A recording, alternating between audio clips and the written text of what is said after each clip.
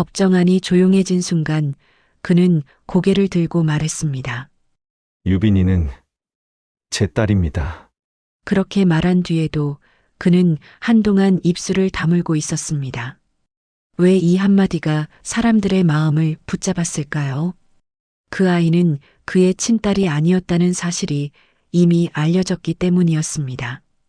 그러나 그는 끝까지 아버지로 남겠다고 했습니다. 그가 왜 그런 선택을 했는지 오늘 저는 그 과정을 천천히 들려드리려 합니다. 그의 이름은 장세훈이었습니다. 지방의 중견 전자부품 회사에서 30년을 보낸 부품관리팀 차장이었습니다. 성실했고 조용했고 숫자에 강했습니다. 야근이 잦았지만 술자리는 피했고 집으로 일찍 들어와 밥상 앞에서 아내의 얼굴을 보며 하루를 마무리하는 습관이 몸에 배어 있었습니다. 은퇴가 다가오던 해 회사에서는 명예퇴직 이야기가 오르내렸고 동료들 사이에서는 나가느냐 남느냐를 두고 조용한 귓속말이 이어졌습니다. 그는 마음속으로 계산을 했습니다. 퇴직금으로 대출을 줄이고 작은 가게를 해볼까? 아니면 경비 일을 해도 괜찮을까? 답은 쉽게 나오지 않았습니다. 그래도 집으로 돌아오면 결심은 조금 가벼워졌습니다. 부엌에서 들려오는 국 끓는 소리, 식탁에 차려진 따뜻한 반찬, 그 옆에서 미소를 짓는 아내 한소라와 딸 유빈의 얼굴. 세훈은 그 일상이 오래가길 바랐습니다. 아내는 평생 가정을 지켜온 사람이었습니다. 특별한 취미도 화려한 약속도 없었고 동네 마트에서 장을 보고 집에서 김치를 버무리고 아이 학교 알림장을 챙기는 보통의 하루를 성실하게 채우는 사람이었습니다. 때로는 서운한 마음이 있었을 테지만 내색하지 않았습니다. 세훈은 그런 아내에게 늘 고마웠습니다. 식탁에 마주 앉으면 그녀는 묻곤 했습니다. 퇴직하면 뭐 하고 싶으세요? 그는 대답하곤 했습니다. 그냥 내 옆에서 천천히 밥 먹고 천천히 걸으면 그게 제일 좋지. 그 말에 아내는 미소를 지었습니다. 그렇게 평범한 나날이 쌓여 한 계절, 또 한 계절이 지나갔습니다. 그날 오후 그는 평소처럼 정리한 서류철을 가방에 넣고 회사 주차장으로 향했습니다. 하늘은 맑았고 바람은 따뜻했습니다. 출구로 나오자 도로가 한산했습니다. 신호가 바뀌고 차가 움직이기 시작했을 때 미세한 불안이 가슴 어딘가에서 일어났습니다. 이유는 알 수 없었습니다. 라디오에서 흘러나오는 노래 가사를 듣고 있으려니 저 멀리 검은색 승용차 한 대가 시야에 들어왔습니다. 처음에는 별 생각이 없었습니다. 그런데 가까워질수록 이상한 점이 눈에 들어왔습니다. 속도를 줄이지 않았고 차선 변경을 알리는 신호도 없었습니다. 마치 누군가의 등을 겨냥하듯 곧바로 그의 앞을 향해 들어오고 있었습니다. 그 순간 시간이 느려지는 듯 했습니다. 그는 핸들을 오른쪽으로 꺾으려 했지만 이미 거리는 너무 가까웠습니다. 부딪히는 소리와 함께 몸이 튕겨 올라갔다가 다시 내려앉는 충격이 전해졌고 시야가 잠시 흔들렸습니다. 어둠이 스며드는 사이로 누군가의 발자국 소리가 멀리서 다가왔다가 사라지는 듯 했습니다. 눈을 떴을 때 낯선 하얀 천장이 위에 있었습니다. 형광등 불빛이 퍼졌고 코끝에는 병원의 냄새가 묻어났습니다. 옆에서 아내의 목소리가 조심스레 들렸습니다. 다행이에요. 생명에는 지장이 없대요. 그녀의 손이 그의 손을 감쌌습니다. 그의 심장은 조금 진정되었지만 불안은 오히려 깊어졌습니다. 브레이크를 밟지 않던 검은 차, 반짝이던 유리, 방향을 틀지 않던 궤적. 그 모든 것이 머릿속을 떠나지 않았습니다. 며칠간의 검사가 이어졌고 그는 큰 부상 없이 퇴원해 집으로 돌아왔습니다. 딸 유빈이 현관으로 달려나와 아버지를 안았습니다. 손은 따뜻했고 웃음은 밝았습니다. 잠시 마음이 풀렸습니다. 하지만 그날 늦은 밤 창밖 골목 끝에 정차된 검은 차 한 대가 눈에 들어왔습니다. 불은 꺼져 있었고 누구인지 보이지 않았습니다. 문득 병실 창가에 서서 듣던 낮은 엔진 소리가 마음속에서 되살아났습니다. 그는 커튼을 살며시 내렸습니다. 불을 끄고 누워 눈을 감았지만 고요는 쉽게 찾아오지 않았습니다. 이상하다고 생각하면서도 아무에게도 말할 수 없었습니다. 괜히 가족을 불안하게 하고 싶지 않았습니다. 다음 날 아내는 말했습니다. 당분간 운전하지 마세요. 택시를 타면 되죠. 그녀의 목소리는 다정했지만 어딘가 단단했습니다. 그는 고개를 끄덕였습니다. 회사에서도 며칠 더 쉬라고 했습니다. 팀장은 걱정이 섞인 얼굴로 말했습니다. 몸이 먼저야. 은퇴 앞두고 무리할 나이도 아니고. 동료들은 안부를 전했습니다. 그렇지만 몇 사람은 시선을 피했습니다. 그의 사고 이야기가 이미 한 번쯤은 다른 방향으로 흘러갔음을 그는 어렴풋이 알 수 있었습니다. 회사는 오래 다니면 다 알게 됩니다. 누가 어느 줄에 서 있고 누가 어느 말을 하는지. 저녁을 먹고 있으면 전화가 가끔 걸려왔습니다. 화면에는 모르는 번호가 떴습니다. 그는 받지 않았습니다. 통화 기록에는 짧게 끊긴 표시만 남았습니다. 다시 울리면 그는 벨소리를 낮췄습니다. 아내는 묻지 않았습니다. 그 침묵이 오히려 마음을 무겁게 했습니다. 어느 날 밤 문득 그가 입을 열었습니다. 이상한 차가 있어. 집 앞에 하루 종일 서 있더라고. 아내는 동그랗게 눈을 떴다가 조용히 말했습니다. 요즘 동네에 공사하잖아요. 사람도 차도 자주 드나들어요. 그는 고개를 끄덕였지만 마음속 불씨는 꺼지지 않았습니다. 불씨는 다른 곳에서 갑자기 불길로 번졌습니다. 사고 엿새째 되던 날 오래된 친구 김현수가 그를 찾아왔습니다. 현수는 작은 법무법인을 운영하는 변호사였습니다. 대학 동기이기도 했고 서로의 집까지 드나드는 사이였습니다. 그는 조심스레 말을 꺼냈습니다. 내 이름으로 된 보험 서류가 있다는 얘기가 있어. 세우는 젓가락을 내려놓았습니다. 보험이라니 회사 단체 보험 말고. 현수는 고개를 끄덕였습니다. 이상한 항목이 있어. 업무 중 상해, 그리고 통근 중 사고에 대한 특약이 크게 잡혀 있어. 갱신 날짜가 사고 사흘 전이야. 수익자에 내 가족 이름이 들어가 있지. 그는 한동안 말이 나오지 않았습니다. 손끝이 차가워졌고 머릿속에서 오래된 경보음이 울리는 듯 했습니다. 그날 밤 그는 잠들지 못했습니다. 처음에는 분노가 올라왔고 곧바로 수치심이 밀려왔습니다. 내가 뭘 의심하는 거지. 아내는 평생 집을 지켜왔는데. 그 생각이 올라오면 또 다른 생각이 곧장 뒤쫓았습니다. 왜 하필 그 시점이었을까? 사고 사흘 전이라니. 그는 이불을 턱까지 끌어올리고 천천히 숨을 고르며 한밤을 넘겼습니다. 새벽 무렵 아내가 부엌에서 조용히 움직이는 소리가 들렸습니다. 쌀 씻는 물소리와 칼이 도마를 두드리는 소리, 익숙한 아침의 리듬이었습니다. 그는 몸을 일으켜 부엌으로 걸어가 의자에 앉았습니다. 아내가 고개를 들었습니다. 많이 아파요? 그는 고개를 저었습니다. 괜찮아. 그냥 좀 피곤해. 그녀는 따뜻한 미소로 국을 떠주었습니다. 회사에 복귀한 날, 그는 첫 회의에서 낯선 이름을 들었습니다. 외부 물류업체의 계약 갱신 안건이었고 특정 업체가 러닝을 잡아가는 구조였습니다. 발표를 맡은 담당자는 자신 있게 말했습니다. 단가가 오르지만 전체 공급 안정성에는 이득입니다.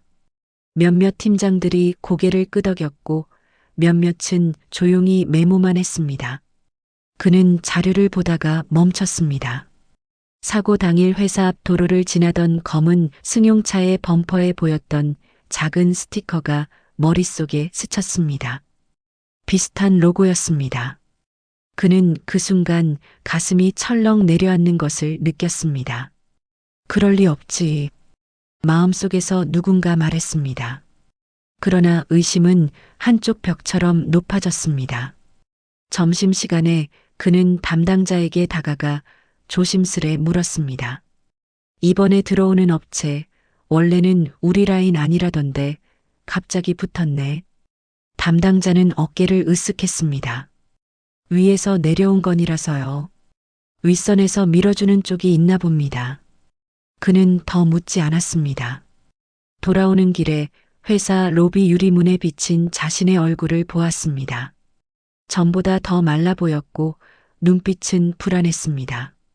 그렇게 자신을 보는 일은 쉽게 끝나지 않았습니다.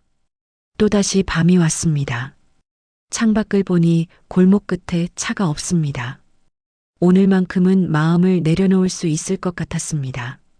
그러나 그때 휴대폰이 진동했습니다. 이번에도 모르는 번호였습니다. 그는 받아들었습니다. 짧은 숨이 건너왔고 낮은 목소리가 들렸습니다. 조심하세요. 누군가의 말이었습니다. 누구십니까? 그는 물었습니다. 곧바로 끊겼습니다.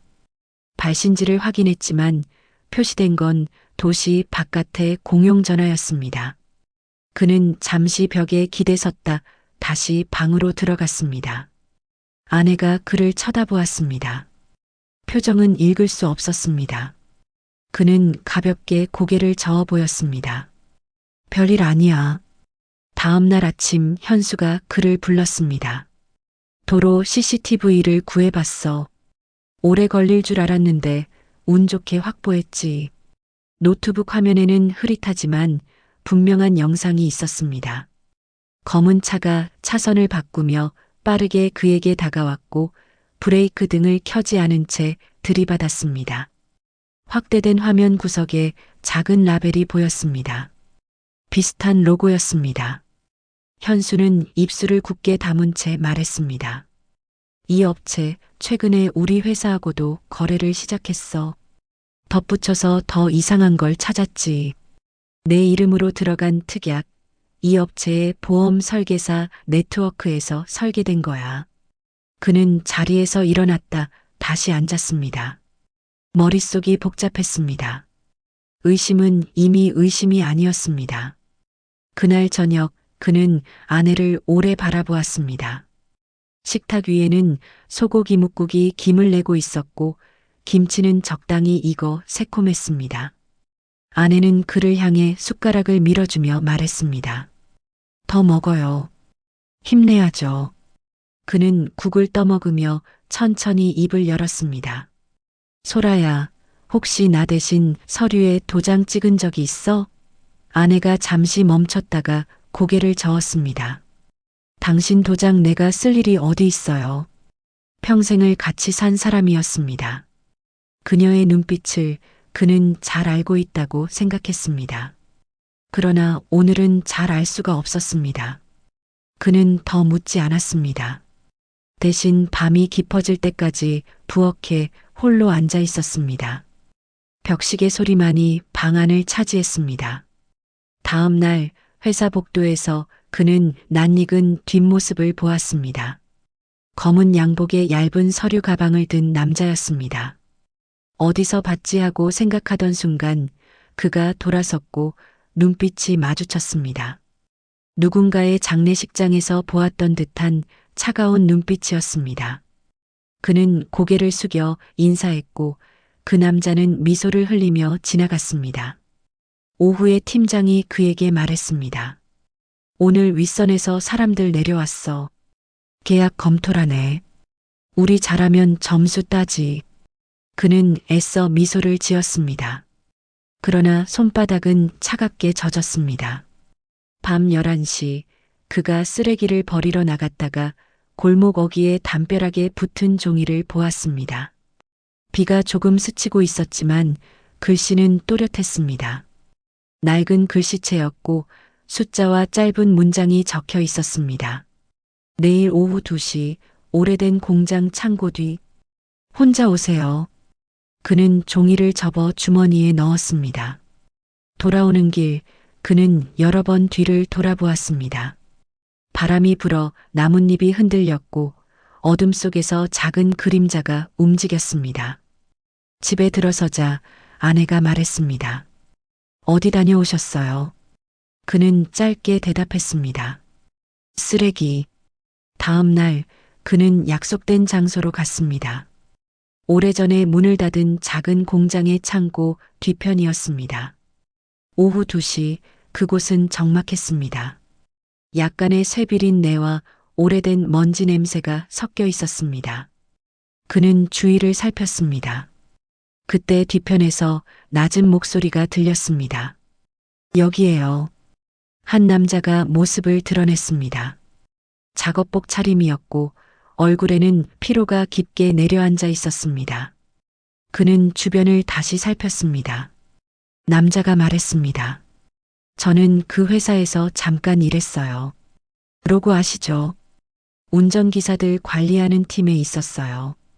그가 고개를 끄덕이자 남자는 목소리를 낮췄습니다. 당신 사고 우연 아니었어요.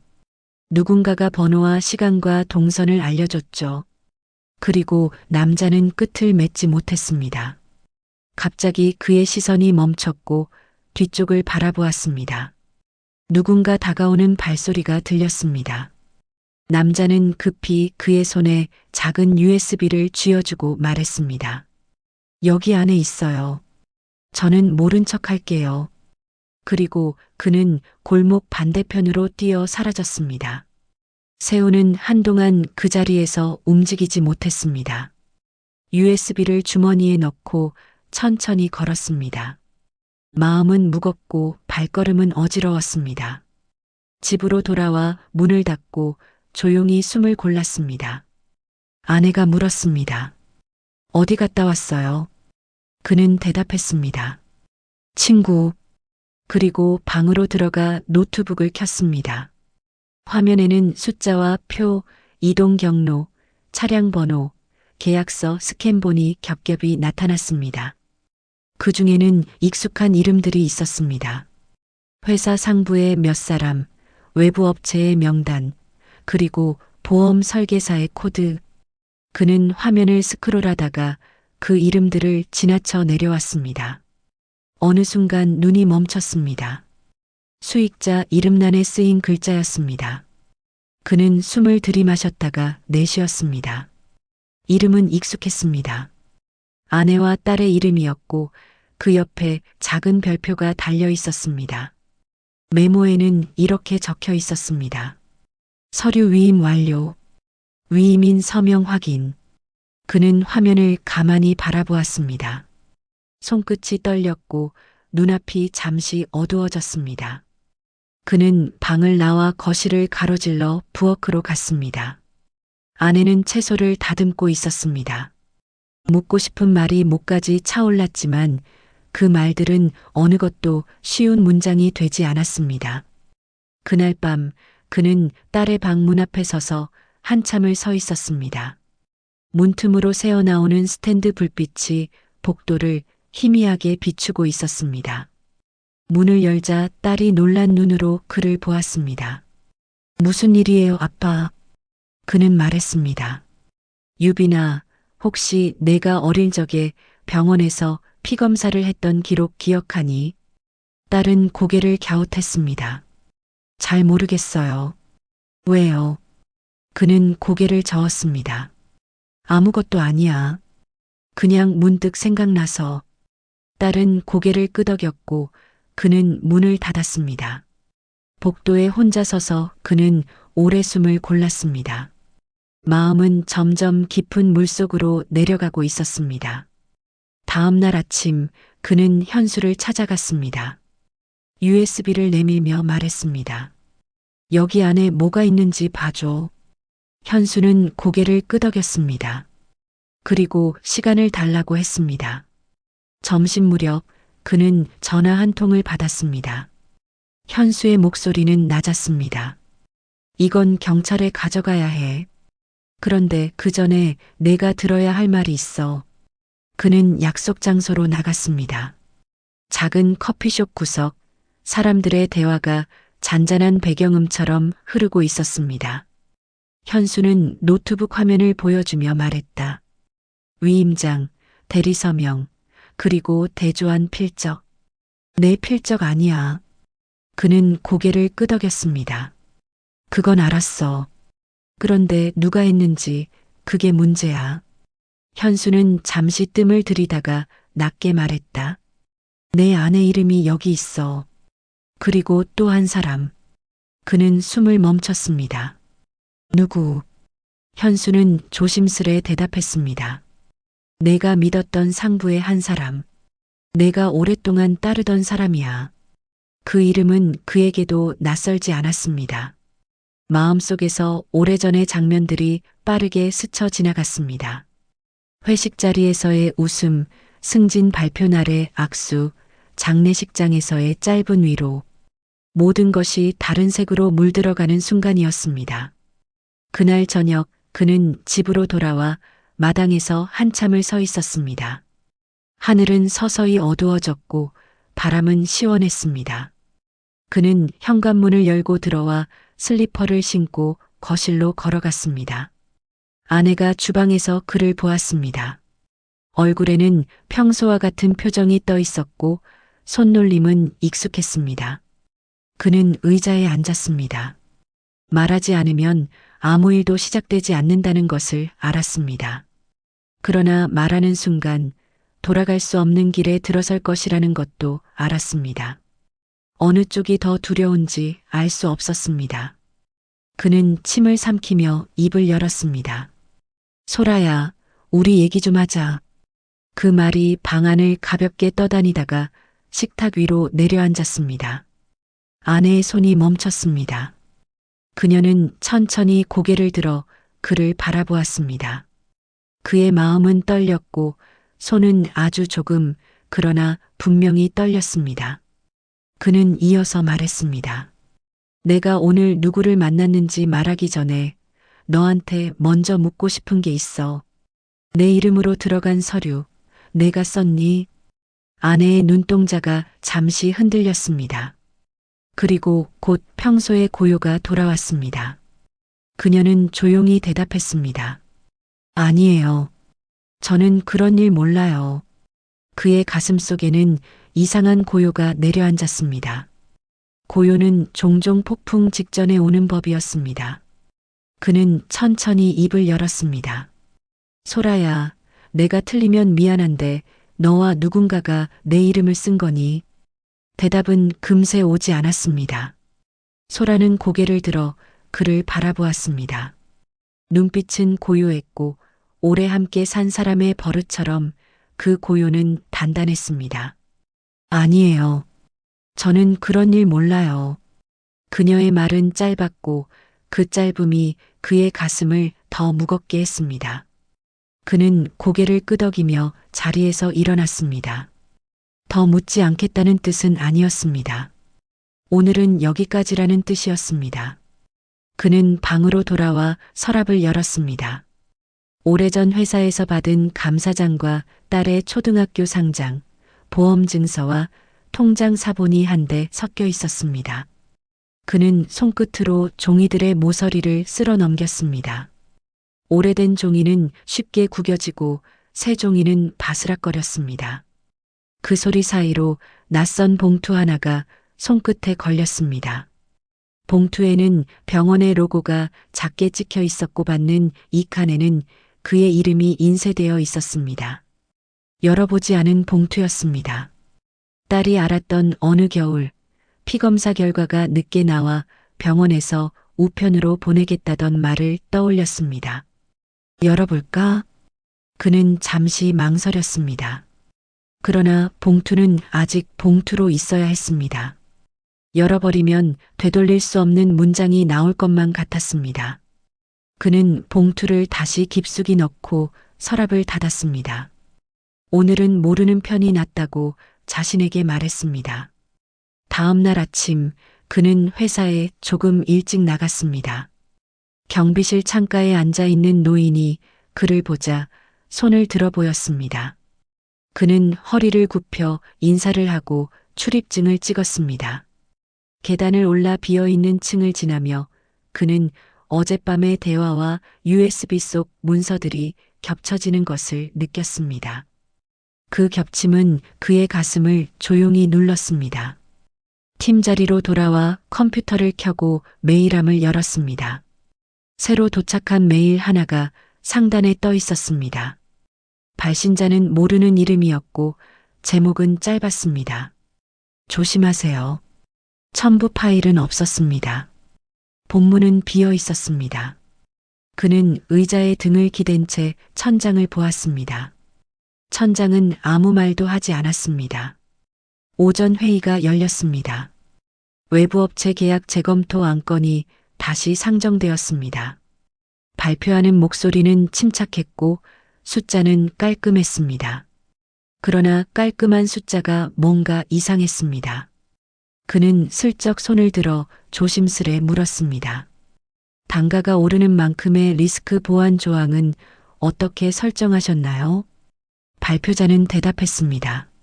상해 사고 관련 면책 범위를 업체 측 약관 기준으로 맞추고 당사 책임을 기존 대비 축소했습니다. 축소라는 단어가 회의실 공기 중에 오래 떠 있었습니다. 그는 메모장에 작은 동그라미를 하나 그려 넣었습니다. 그 동그라미는 조금씩 커졌고 안쪽으로 검은 잉크가 번졌습니다. 점심 무렵 복도 끝 자판기 앞에서 그는 상무를 마주쳤습니다. 상무는 늘 깔끔한 구두를 신고 있었고 구두는 늘 새 것 같았습니다. 상무가 먼저 말을 걸었습니다. 건강은 어때? 많이 놀랐지. 그는 고개를 끄덕였습니다. 덕분에 괜찮습니다. 상무의 시선이 그의 어깨를 지나 어딘가 먼 곳을 찍고 지나갔습니다. 다음 주에 계약건 보고 올려. 윗선 일정이 당겨졌네. 고생 좀 해줘. 상무의 손이 그의 팔을 가볍게 두드렸습니다.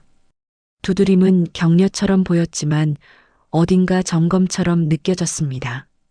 상무가 돌아서자 검은 구두의 굽이 빛을 받아 반짝였습니다. 그는 그 반짝임을 오래 바라보았습니다. 퇴근길 그는 일부러 다른 길을 택했습니다. 집과 반대 방향으로 난 골목들을 돌고 돌아 작은 은행 지점을 찾았습니다. 대기표를 뽑고 의자에 앉아 번호를 기다리며 그는 손바닥에 땀을 바지에 조용히 문질렀습니다. 창구 직원이 불러 그가 다가가자 직원은 친절하게 미소를 지었습니다. 통장 재발급을 원하신다고요. 그는 신분증을 내밀었습니다. 재발급을 마치고 창구를 돌아 나오며 그는 로비 한쪽 공과금 납부기에 서 있는 뒷모습 하나를 스쳤습니다. 검은 점퍼, 낮게 눌러쓴 모자. 그의 움직임이 아주 잠깐 멈췄습니다. 뒤돌아보려는 순간 그 뒷모습은 이미 문 밖으로 나가고 있었습니다. 자동문이 닫히며 바람이 그의 얼굴을 스쳤습니다. 집에 돌아오니 아내가 시장에서 사온 채소를 씻고 있었습니다. 물소리가 맑았습니다. 그는 식탁에 재발급받은 통장을 올려두었습니다. 소라는 잠깐 눈길을 주고 다시 고개를 숙였습니다. 그는 통장을 펼쳐 지난 거래 내역을 천천히 넘겼습니다.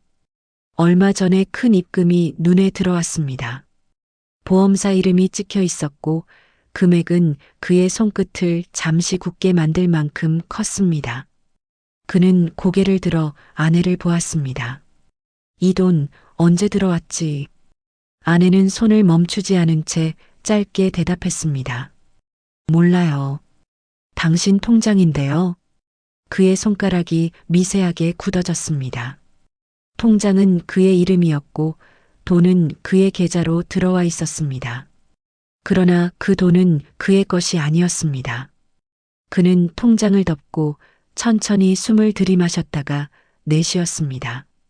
밤이 깊어갈수록 집안의 소리는 더 또렷해졌습니다.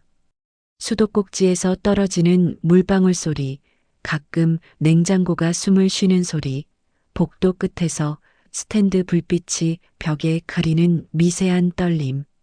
그는 서랍에서 봉투를 다시 꺼냈습니다. 병원 로고가 찍힌 그 봉투는 낯보다 더 선명해 보였습니다. 그는 봉투의 모서리를 엄지로 문지르다 멈추었습니다. 열면 오늘 이후의 모든 문장이 달라질 수도 있었습니다. 그는 봉투를 내려놓고 딸의 방으로 갔습니다. 유비는 책을 읽고 있었습니다. 눈가에 어린 피곤이 보였지만 표정은 평온했습니다. 그는 침대 모서리에 앉았습니다. 공부 잘하고 있어? 딸이 웃었습니다. 아빠 요즘 왜 이렇게 자주 들어와요? 그는 대답했습니다. 내가 크면 방에 들어갈 일이 줄어드네. 내가 여기 있을 때 더 들어와야겠다 싶어서.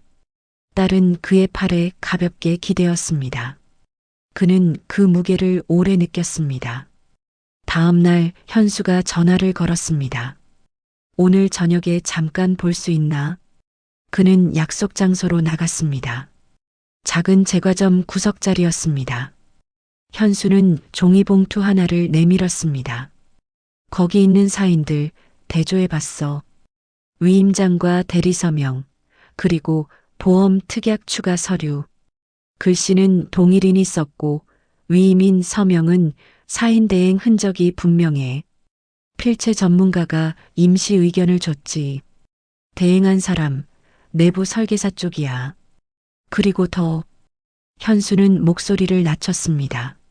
수익자 지정 변경 요청을 낸 사람이 내 아내와 회사 상부의 한 사람과 같은 날 같은 건물 같은 층에 있었어. 그는 숨을 고르며 물었습니다. 증거는? 현수는 봉투에서 영수증과 건물 출입 기록 사본을 꺼냈습니다. 그는 종이를 한 장씩 넘겼습니다. 숫자와 시간과 이름이 가지런히 정렬되어 있었습니다. 정렬된 것들은 때로 잔인했습니다. 그가 집으로 돌아왔을 때 유비는 소파에 앉아 사진첩을 넘기고 있었습니다. 아기 때 사진들이었습니다. 작은 손발, 케이크 앞에서의 웃음, 목욕을 막 마치고 수건에 쌓여있던 얼굴. 그는 옆에 앉아 사진을 보았습니다. 딸이 말했습니다. 아빠, 나 어릴 때 많이 아팠었나 봐요.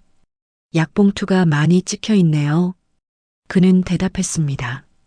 감기를 자주 앓았지. 크게 아프진 않았어. 잘 버텼지. 딸은 고개를 끄덕였습니다. 잠시 침묵이 흘렀습니다. 그리고 딸이 묻었습니다. 아빠, 사람은 다 같은 P형이 아닌 거죠. 학교에서 배웠는데 엄마 아빠랑 다를 수도 있다고. 그는 웃으며 대답했습니다. 그럴 수 있지. 조합에 따라 달라져. 딸이 잠깐 그를 바라보더니 사진첩을 덮었습니다. 아빠, 우리 셋이 같은가요? 그는 대답 대신 딸의 머리를 쓰다듬었습니다. 그리고 웃었습니다. 웃음은 조심스레 얼굴에 올려놓는 마스크 같았습니다. 그러나 그날 그의 웃음은 이상하게도 무겁지 않았습니다. 딸의 체온이 그 무게를 견뎌내주고 있었기 때문이었습니다. 그날 밤늦게 그는 화장실에서 손을 씻고 나오다가 거실 책장 옆 틈에 꽂힌 낡은 봉투를 발견했습니다. 얇은 종이에 볼펜으로 낙서처럼 숫자들이 적혀 있었고 뒷면에는 작은 메모가 있었습니다. 아이를 지키려면. 그는 봉투를 집어들었습니다. 봉투 안에는 소액의 통장 사본과 현금 출금 영수증들이 들어 있었습니다. 금액은 크지 않았고 날짜는 일정했습니다. 매달 같은 날, 같은 ATM, 같은 시간. 출금 후에는 항상 같은 편의점에서 작은 금액이 결제되어 있었습니다. 그 패턴은 누군가의 습관 같았고 습관은 이유 없이 만들어지지 않았습니다. 그는 봉투를 다시 넣고 자리에 놓았습니다. 그리고 거실 등불을 끄고 방으로 들어갔습니다. 다음 날 새벽 그는 눈을 뜨자마자 결심을 세웠습니다. 가장 먼저 해야 할 일부터 하자는 결심이었습니다. 그는 서랍에서 병원 봉투를 꺼내 조용히 봉인을 뗐습니다. 종이를 꺼내 펼치자 활자들이 차갑게 눈에 들어왔습니다. 검사 항목의 이름들, 수치들, 참고 범위, 주치의의 간단한 소견, 그리고 오른쪽 하단에 작은 표가 있었습니다. 가족 대조 검사. 표에는 A, B, O, AB의 칸이 있었고 기호가 박혀 있었습니다. 그는 표를 오래 바라보았습니다. 눈앞의 문장들을 곧바로 이해하기 싫었습니다. 그는 종이를 접어 다시 봉투에 넣었습니다. 손이 조금 떨렸습니다. 그는 깊게 숨을 들이마신 뒤 거울 앞에 섰습니다. 거울 속의 얼굴은 낯설었습니다. 그러나 그 낯설음을 오래 바라보자 조금씩 익숙해졌습니다. 사람은 낯선 것도 오래 보면 익숙해지는 법이었습니다. 그는 현수에게 전화를 걸었습니다. 확인했어. 현수는 잠시 침묵하다 말했다. 미안하다. 하지만 내가 알아야 했어. 그는 대답했습니다. 고맙다. 그리고 부탁이 있어. 오늘 같이 가줄래? 현수는 알겠다고 했습니다. 그날 오후 두 사람은 구청 민원실로 갔습니다. 서류를 열람하고 사본을 떼어 나왔습니다. 복도 끝 창문으로 오후의 빛이 길게 드리워졌습니다. 그는 창틀에 잠깐 손을 올리고 밖을 보았습니다. 바람이 나뭇잎을 흔들고 있었습니다. 흔들림은 멈추지 못했지만 쓰러지지도 않았습니다. 집으로 돌아오자 소라는 밥상을 차리고 있었습니다. 된장국 냄새가 집안을 채웠습니다. 그는 식탁에 앉아 젓가락을 들었다가 내려놓았습니다. 소라야, 오늘은 밥 먹기 전에 얘기하자. 그녀는 숟가락을 내려놓고 그를 바라보았습니다. 그는 조용히 이어서 말했습니다. 내가 서류를 봤어. 그리고 병원 봉투도. 그녀의 눈동자가 아주 미세하게 흔들렸습니다. 그는 말을 이었습니다. 내가 뭘 했든 왜 했든 이유를 듣고 싶어. 숨기지 말고 돌리지 말고 오늘은 그대로 말해줘. 그의 목소리는 낮았고 그 낮음에는 오랜 시간 쌓인 정이 섞여 있었습니다. 소라는 오랫동안 침묵했습니다. 주방 창밖으로 저녁이 빠르게 내려앉고 있었습니다. 그리고 그녀가 입을 열었습니다. 그 사람들 당신을 이용하려 했어요. 회사에서 밀어주는 쪽과 밖의 사람들이 하나로 묶여 있었어요. 나도 처음엔 몰랐어요. 하지만 어느 날부터 연락이 오기 시작했어요. 당신 이름으로 처리하면 괜찮을 거라고. 우리 가족에게 손해는 없을 거라고. 목소리는 낮았고 문장들은 조심스러웠습니다. 나는 우리를 지키고 싶었어요. 당신이 은퇴 앞두고 흔들리는 걸 보면서 내가 할 수 있는 게 별로 없었어요. 한 번만 그렇게 생각했어요. 한 번만 넘어가면 조용히 지나갈 거라고. 그는 물었습니다.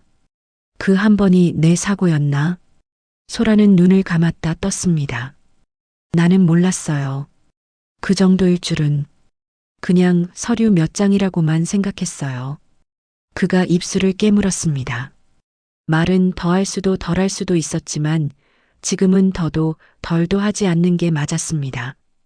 그는 숨을 고르고 다시 물었습니다. 그리고 마지막으로 하나만. 유빈이. 소라는 그의 얼굴을 바라보았습니다. 그녀의 눈동자에 어두운 빛이 번졌습니다. 그는 조용히 이어서 말했습니다. 병원 봉투를 봤어. 내가 아니어도 언젠가 알게 될 거야. 그러니 오늘은 내 입으로 말해줘. 소라는 한동안 고개를 숙이고 있었습니다.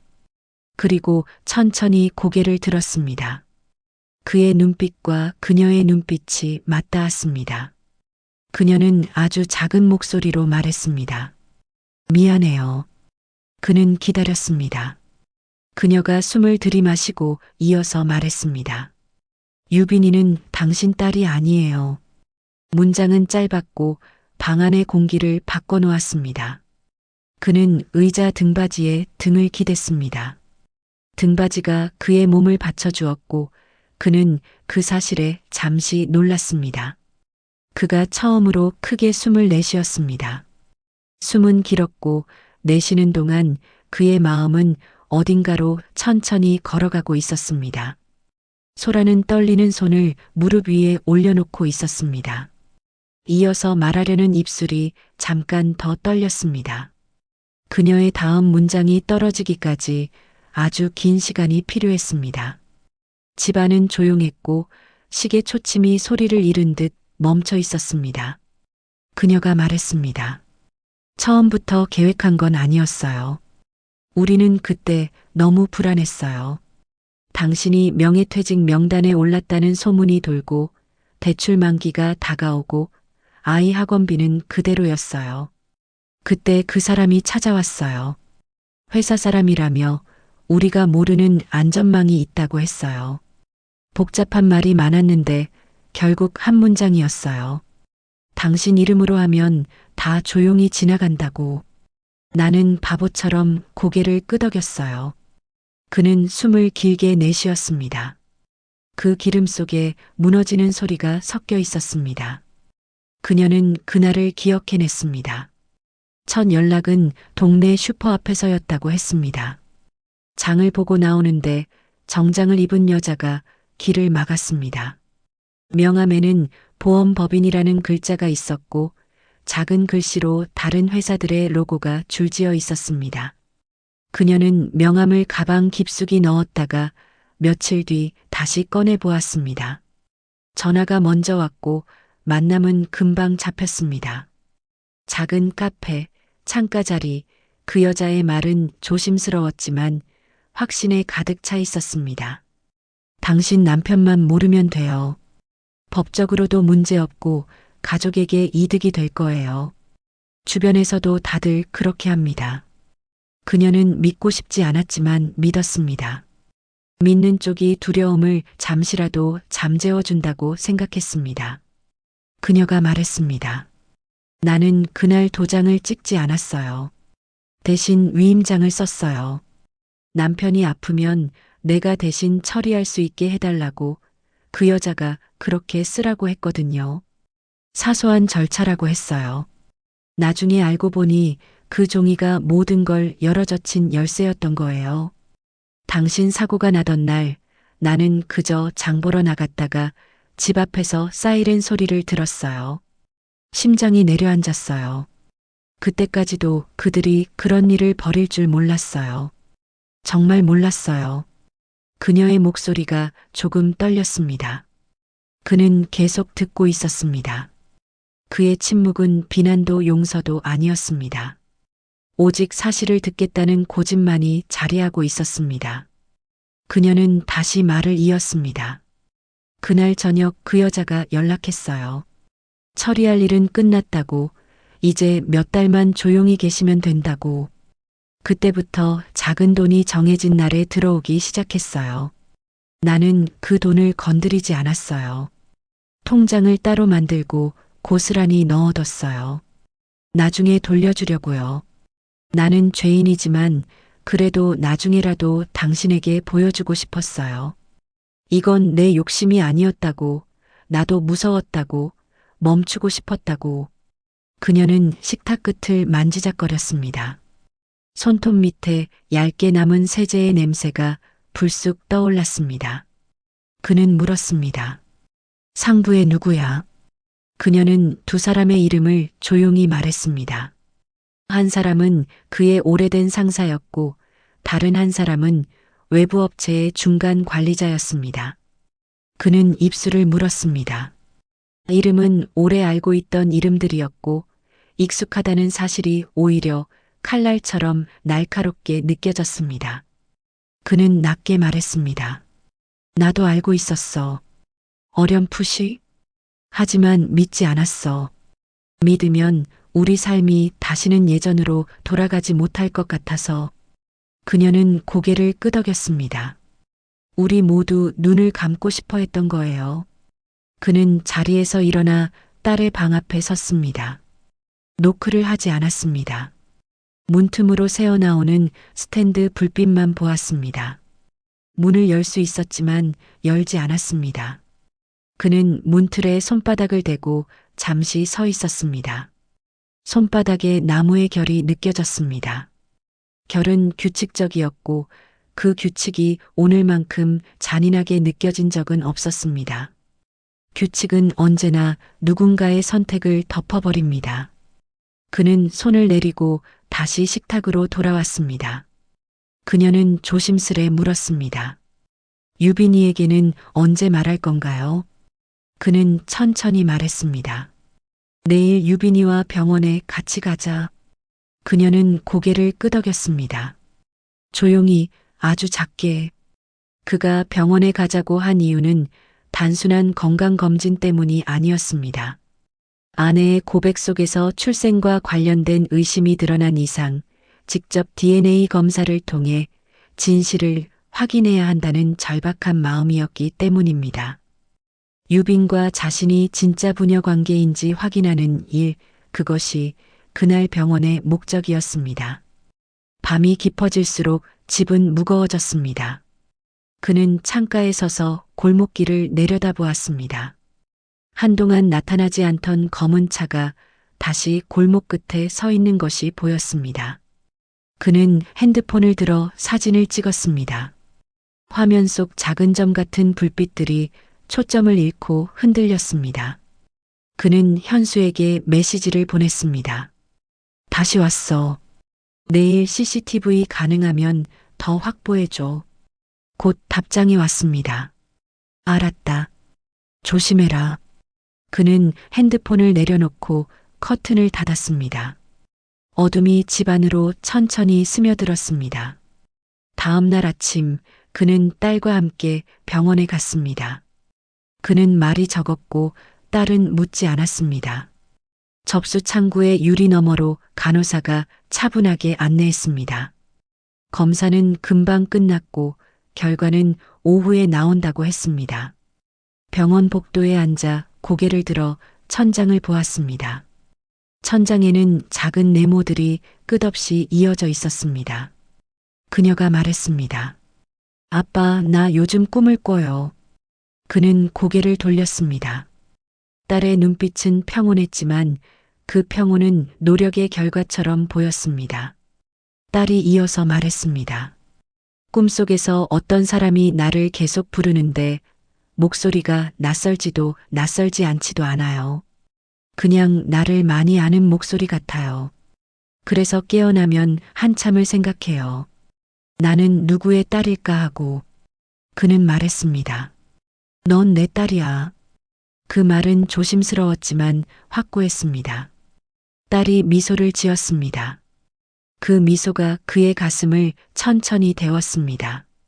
오후 결과를 받은 그는 병원 밖 작은 벤치에 앉았습니다. 종이는 여전히 종이였습니다. 종이는 틀릴 수 없었고 그래서 더 무거웠습니다. 그는 종이를 접어 주머니에 넣었습니다. 딸이 말했습니다. 아빠, 사실 나도 조금은 눈치챘어요. 그런데 나 말이에요. 아빠가 지켜준 시간을 다 기억하고 있어요. 내 첫 운동의 날 손에 땀나도록 카메라 들고 뛰던 아빠, 밤새 열이 날 때 내 이마를 식혀주던 아빠, 큰 숙제를 끝낼 때까지 옆에서 끝까지 기다려주던 아빠. 그게 내 피예요. 그는 대답했습니다. 고맙다. 그리고 미안하다. 딸이 웃었습니다. 미안해하지 말아요. 누가 누구의 딸인지보다 우리가 어떻게 살았는지가 먼저라고 저는 그렇게 믿어요. 집으로 돌아오는 길, 그는 딸과 손을 잡지 않았습니다. 대신 조금 앞서 걸었습니다. 딸이 그의 뒤를 따라 천천히 걸었습니다. 그림자는 두 사람이었고 길이 꺾일 때마다 그림자도 모양을 바꾸었습니다. 그는 생각했습니다. 모양이 바뀌어도 길은 같은 길로 이어진다고. 그는 마음속으로 작게 말했다. 오늘 밤 소라에게 시간을 더 주자. 그녀가 말할 시간을. 그리고 나는 내가 할 일을 준비하자. 그날 저녁 소라는 오래된 상자를 꺼냈습니다. 상자에는 유치원 알림장, 작은 손이 그린 집 그림, 마른 꽃잎을 눌러 말린 종이들이 들어 있었습니다. 그녀가 말했습니다. 그날 병원에서 아이를 처음 안았을 때를 기억해요. 나는 그 아이가 누구의 피에서 나왔는지 묻지 않았어요. 그냥 따뜻했어요. 그 따뜻함만 있었어요. 그 따뜻함 때문에 살아왔어요. 나는 지금도 그것 말고는 말할 게 없어요. 그는 조용히 듣고 있었습니다. 때로는 설명이 사실을 더 멀게 만들었습니다. 담백한 문장이 진실에 더 가까울 때가 있었습니다. 현수가 밤늦게 집 앞까지 왔습니다. 작은 봉투를 건네며 말했습니다. 내 상부 이름으로 된 내부 메신저 캡처야. 회계팀과 외부 업체가 주고받은 파일도 들어있어. 그리고 어제 골목에 있던 차, 렌터카야. 계약한 사람이 외부 업체 관리자로 떠. 그는 봉투를 받았습니다. 종이에서 잉크 냄새가 희미하게 풍겼습니다. 그는 호흡을 가다듬었습니다. 현수가 물었습니다. 경찰에 바로 갈 거냐? 그는 고개를 저었습니다. 아직? 내일 이 사람들 모이는 자리가 있어. 계약 최종 보고 나는 그 자리에서 물을 거야. 현수는 말했습니다. 혼자 가지 마라. 그는 대답했습니다. 나 혼자는 아니야. 밤이 지나고 아침이 왔습니다. 회사 회의실은 8월의 더운 공기를 에어컨으로 억지로 누르고 있었습니다. 상부는 미소를 얹었고 외부 업체 사람들은 고개를 숙였습니다. 그는 자리에서 일어났습니다. 목소리는 낮고 또렷했습니다. 단가와 리스크에 관해 추가로 묻겠습니다. 하청 재보험 구조, 면책 범위, 통근 중상해, 특약의 수익자 지정 경로, 누가 언제 승인했습니까? 회의실이 조용해졌습니다. 발표자는 준비된 슬라이드를 넘겼습니다. 그러나 준비된 것만으로는 빈틈을 막을 수 없었습니다. 그는 USB를 꺼냈습니다. 여기 어제 확보한 CCTV가 있습니다. 그리고 이건 우리 회사 내부 메신저 대화입니다. 서류 위임과 대리서명 지시가 명확히 보입니다.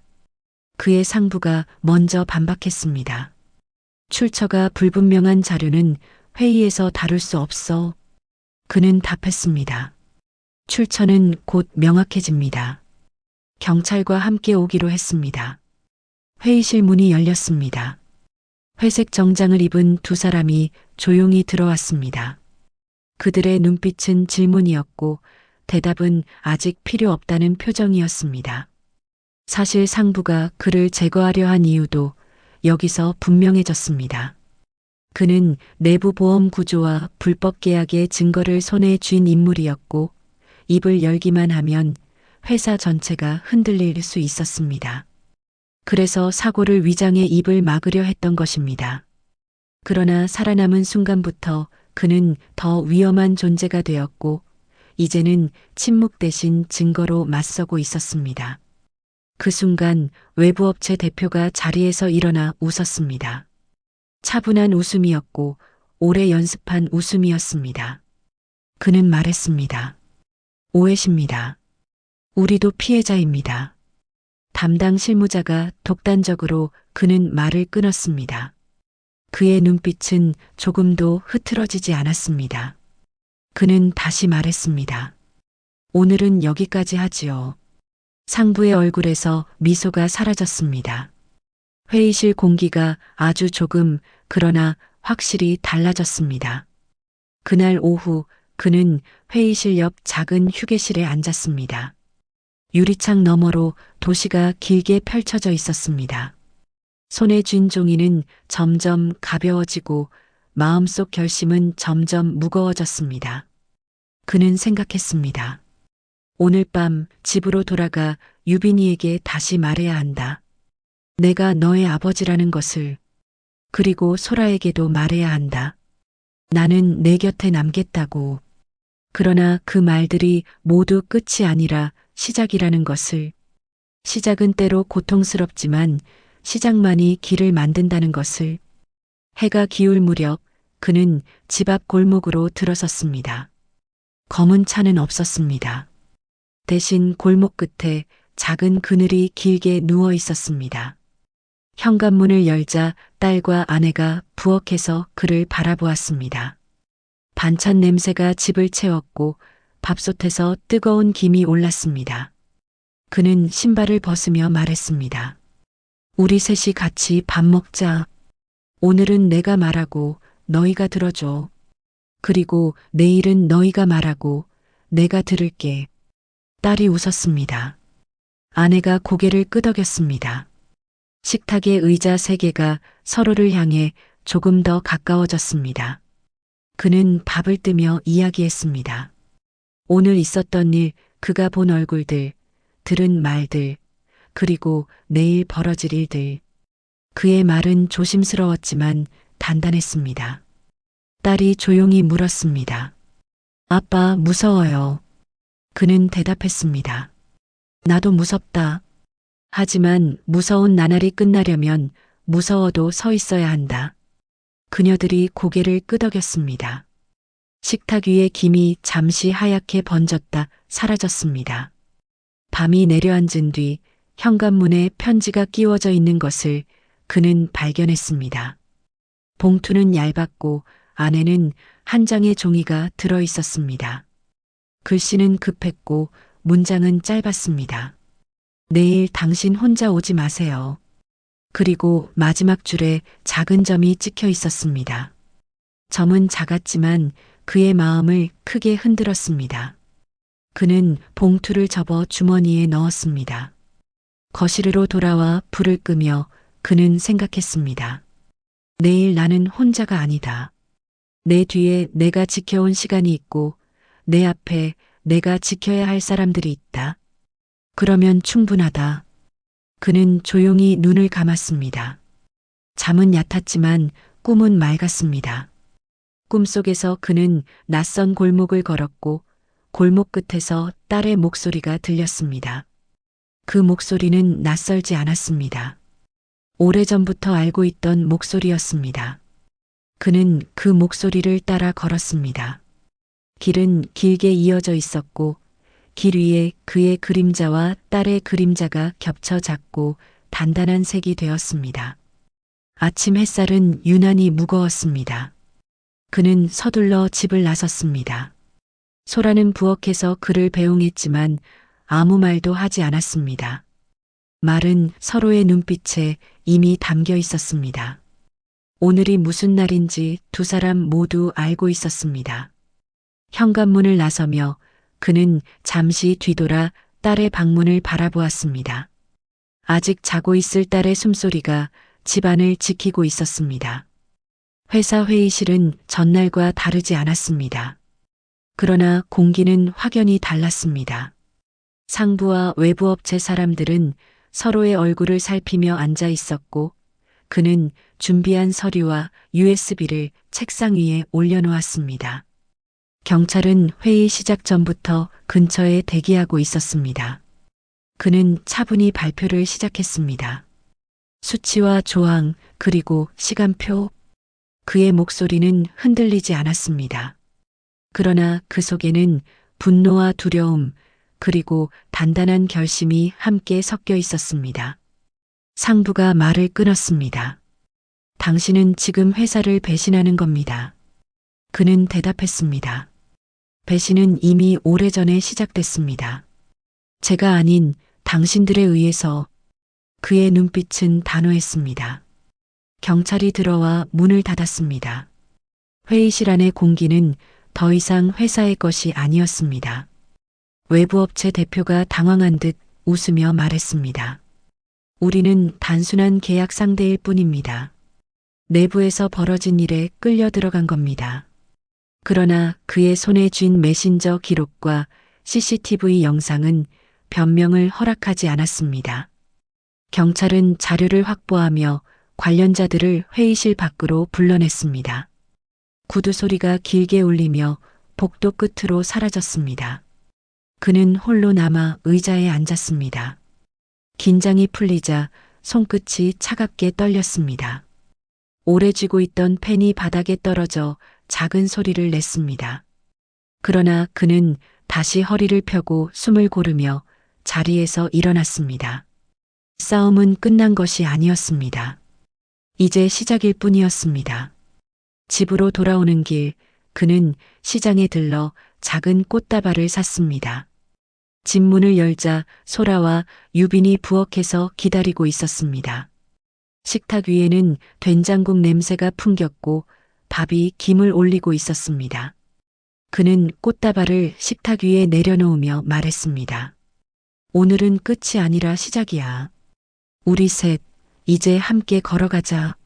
소라는 눈물을 삼키며 고개를 끄덕였고 유비는 아버지의 손을 꼭 잡았습니다. 저녁, 세 사람은 식탁에 둘러앉았습니다. 그는 오늘의 일을 차분히 들려주었습니다. 유비는 조용히 듣다가 물었습니다. 아빠, 이제 안전한 거죠? 그는 고개를 끄덕였습니다. 이제는 우리가 숨지 않고 살아도 되는 세상이 될 거야. 하지만 앞으로도 힘든 날은 있겠지. 그래도 우리가 함께라면 버틸 수 있어. 밤이 깊자 소라는 서랍에서 작은 상자를 꺼냈습니다. 그 안에는 그동안 숨겨왔던 편지와 영수증들이 들어 있었습니다. 그녀는 떨리는 손으로 그것들을 내밀며 말했습니다. 이제 더는 숨기지 않을게요. 당신과 유빈 앞에서 나는 다 드러낼 거예요. 그는 상자를 받아 조용히 덮었습니다. 고백은 이미 충분했습니다. 중요한 건 앞으로의 선택이었습니다. 그날 밤 그는 딸의 방에 들어가 조용히 앉았습니다. 유빈은 졸린 눈으로 아버지를 바라보았습니다. 그는 말했습니다. 내가 내 딸이라는 건 변하지 않는다. 종이가 뭐라고 하든 세상이 뭐라고 하든 그건 내가 정한 진실이야. 유빈은 웃으며 아버지의 손을 꼭 잡았습니다. 그 순간 그는 처음으로 마음 깊이 안도했습니다. 그러나 창밖에서는 여전히 그림자가 스쳐 지나가고 있었습니다. 골목 어귀의 가로등 불빛이 흔들렸습니다. 세상은 쉽게 변하지 않았습니다. 상부가 무너져도 그 자리를 차지하려는 또 다른 이들이 나타날 것입니다. 그는 창가에 서서 어둠을 바라보았습니다. 이제부터 진짜 싸움이 시작이라는 것을 알고 있었습니다. 하지만 이번에는 혼자가 아니었습니다. 가족이 그의 곁에 있었습니다. 그는 속으로 다짐했습니다. 숨지 않고 살겠다. 그리고 지켜내겠다. 무엇보다도 이 집의 따뜻한 밤 냄새와 웃음을. 그것이 그가 싸우는 이유였습니다. 법원 앞에 서 있는 그는 잠시 하늘을 올려다보았습니다. 가을 하늘은 높고 푸르렀지만 그의 가슴은 여전히 무겁게 눌려 있었습니다. 오늘은 증언을 해야 하는 날이었습니다. 그동안 모은 서류와 증거, 그리고 아내의 고백과 딸의 용기까지 모든 것이 하나의 무대 위로 올라가는 순간이었습니다. 그는 깊게 숨을 들이마시고 법정으로 들어섰습니다. 재판정 안은 조용했습니다. 판사의 목소리가 울려 퍼지자 공기가 바뀌었습니다. 상부의 얼굴은 창백했고 외부 업체 관계자들의 눈빛은 흔들렸습니다. 그는 증인석에 앉아 침착하게 진술을 이어갔습니다. 위임장 서류의 허점, 보험 수익자 변경의 과정, 그리고 사고 당시의 정황. 그의 목소리는 떨리지 않았습니다. 긴 시간 두려움과 싸워온 사람만이 가질 수 있는 단단한 목소리였습니다. 변호인이 반박을 시도했지만 증거와 증언은 서로를 단단히 지탱하고 있었습니다. 그의 말 한마디마다 법정의 공기는 무거워졌고 결국 판사는 결심 공판을 선고일로 넘겼습니다. 재판은 끝나지 않았지만 그는 이미 한 고비를 넘긴 듯 어깨가 조금 가벼워졌습니다. 법정을 나오는 길 기자들이 몰려들었습니다. 그는 짧게 대답했습니다. 저는 제 가족을 지키려 했을 뿐입니다. 그리고 같은 일을 겪는 사람들이 다시는 나오지 않기를 바랍니다. 집으로 돌아오자 소라와 유빈이 기다리고 있었습니다. 유빈은 아버지의 손을 꼭 잡으며 말했습니다. 아빠, 이제 끝난 거죠? 그는 조용히 웃으며 대답했습니다. 아직 끝은 아니지만 우리는 이겼어. 그 말에 세 사람은 서로를 꼭 안았습니다. 눈물이 흘렀지만 그 눈물 속에는 두려움보다 희망이 더 많았습니다. 며칠 뒤 그는 회사에 정식으로 은퇴 의사를 밝혔습니다.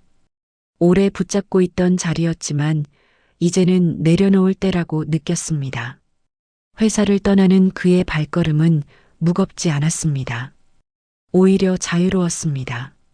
수십 년간 짊어졌던 짐을 내려놓는 순간 그는 비로소 자신이 한 사람의 남편이자 아버지임을 온전히 느낄 수 있었습니다. 은퇴 후의 생활은 화려하지 않았습니다. 그러나 그는 매일 아침 소라와 함께 시장을 보고 유빈과 함께 저녁을 먹으며 하루를 정리했습니다. 소소한 일상이었지만 그 일상 속에는 잃을 수 없는 평온이 있었습니다. 그는 깨달았습니다. 진실을 외면하지 않고 마주했을 때 비로소 평범한 하루가 가장 값진 선물로 돌아온다는 것을. 어느 날 저녁 세 사람은 동네 공원을 산책했습니다. 가을 바람이 불어와 낙엽이 흩날렸습니다. 유빈이 말했다.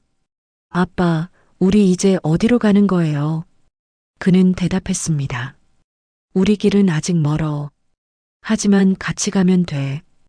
혼자가 아니면 길은 무섭지 않아. 유빈은 환하게 웃었습니다. 소라는 그의 손을 꼭 잡았습니다. 세 사람의 그림자가 길게 늘어져 하나로 이어졌습니다. 그는 마음속으로 되뇌었습니다. 나는 지켰다. 그리고 앞으로도 지켜낼 것이다. 그것이 나의 싸움이고 나의 삶이다. 처음에 외쳤던 말이 이제는 확신으로 돌아왔습니다. 유빈이는 누가 뭐래도 하나밖에 없는 제 딸입니다. 하늘은 더없이 맑았고 그 맑음 속에 세 사람의 웃음소리가 길게 번져갔습니다. 이 이야기가 마음에 드셨다면 구독과 좋아요, 그리고 여러분의 응원 댓글 부탁드려요. 다음에는 또 어떤 감동적인 이야기로 찾아뵐까요? 오늘도 시청해 주셔서 감사합니다.